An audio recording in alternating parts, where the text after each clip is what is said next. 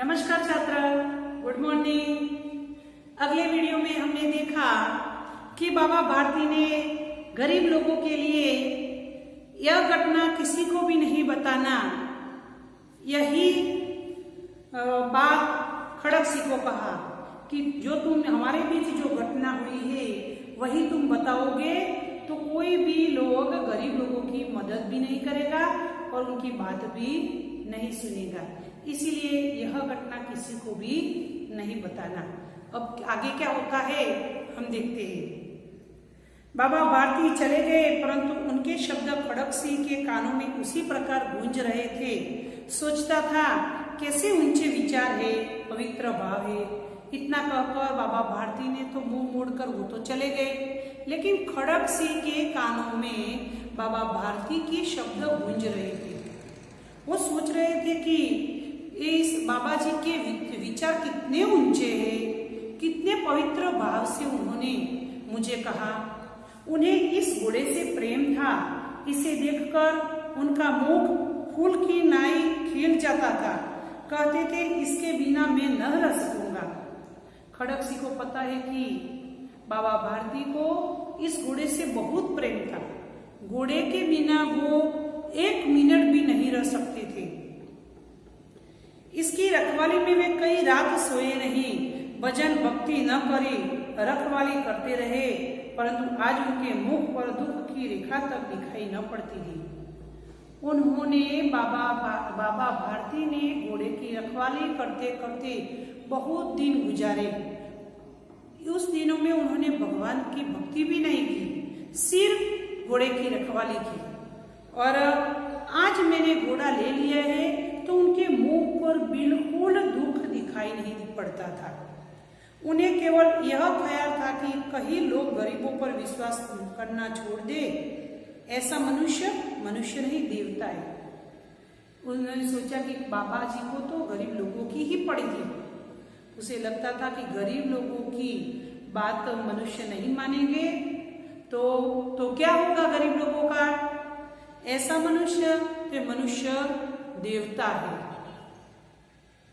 रात्रि के अंधकार में खड़क सिंह बाबा भारती के मंदिर में पहुंचा। चारों ओर सन्नाटा था। अब रात के समय बाबा भारती के मंदिर में वो वहां पहुंच जाते हैं, यानी कि बाबा भारती के पास जाते हैं खड़क सिंह। चारों ओर शांति छाई हुई थी। आकाश में तारे टिमटिमा रहे थे। थोड़ी दूर पर गांव में कुत्ते भौंक रहे थे। मंदिर के अंदर कोई शब्द सुनाई न देता था। खड़क सिंह सुल्तान की बाग पकड़ते हुए था। अब रात के सिर्फ आकाश में तारे टिमटिमाते थे। दूर दूर तक कई कुत्ते भौंक रहे थे। दूसरी ओर अंधारा छाया हुआ था। कोई आवाज भी सुनाई पड़ती नहीं थी। वह धीरे धीरे अस्तबल के फाटक पर पहुंचा। फाटक खुला पड़ा था। किसी समय वहां बाबा भारती स्वयं लाठी लेकर पहरा देते थे, परंतु आज उन्हें किसी चोरी, किसी डाके का भय भी न था। वो खड़क सिंह अस्तबल पर पहुंचे तो उनका जो दरवाजा था वह भी खुला था, क्योंकि आज तो वहां घोड़ा नहीं था। अब बाबा भारती को कोई डाकू का भी भय नहीं था, कोई चोरी का भय नहीं था। जो अस्तबल का था उनका दरवाजा भी खुला था। जिस जगह पर कई समय से बाबा भारती लाठी लेकर पहरा करते थे वहां आज कोई नहीं था, परंतु आज उन्हें किसी चोरी, किसी डाके का भय नहीं था।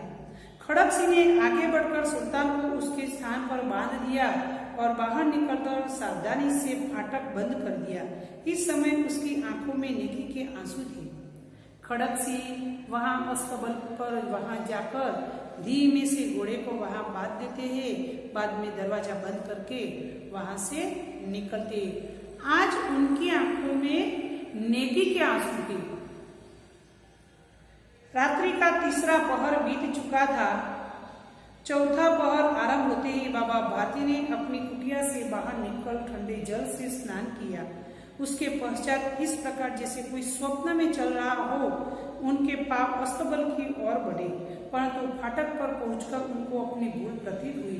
साथ ही घोर निराशा ने पावों को मन भर का बना दिया, फिर कहीं रुक गए।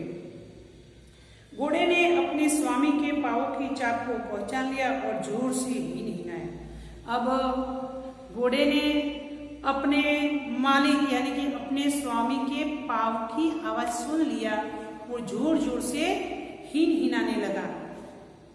अब बाबा भारती आश्चर्य और प्रसन्नता से दौड़ते हुए अंदर घुसे। जब घोड़े की हिनहिनाने की आवाज आई तो बाबा भारती दौड़कर वहां अस्तबल में पहुंच जाते हैं और वहां आकर अपने प्यारे घोड़े के गले से लिपटकर इस प्रकार रोने लगे मानो कोई पिता बहुत दिन के बिछुड़े हुए पुत्र से मिल रहा।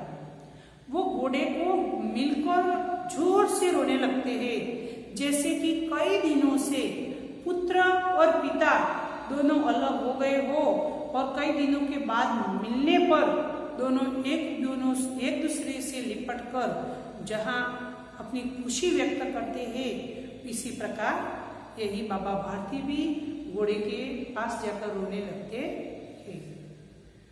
बार बार उसकी पीठ पर हाथ फेरते, बार बार उसके मुंह पर थपकियां देते। वो आज खुश थे तो बार बार घोड़े की पीठ पर हाथ फेरते थे और बार बार उसके मुंह पर थिपकिया यानी कि प्रेम से थिपकिया मारते थे। फिर वे संतोष से बोले, अब कोई गरीबों की सहायता से मुंह नहीं मोड़ेगा। फिर वो बोले कि अब कोई भी लोग ऐसे गरीबों की सहायता, गरीबों की मदद करने से मुंह नहीं मुड़ेगा, यानी कि कोई भी पीछे हट नहीं करेगा। क्योंकि खड़क सिंह जैसे डाकू ने भी आज गरीब की बात सुन ली और वापस आकर घोड़े को बांध दिया, यानी कि बाबा भारती को घोड़ा वापस दे दिया। इससे बाबा भारती को विश्वास हो गया कि समाज में लोग नेकी से रहते हैं, कोई भी मनुष्य गरीबों की सहायता करने में पीछे हट नहीं करेगा। तो छात्र इस इकाई को एक बार फिर से ध्यान से पढ़ लेना, जिससे आपको पूरी कहानी समझ में आ जाए।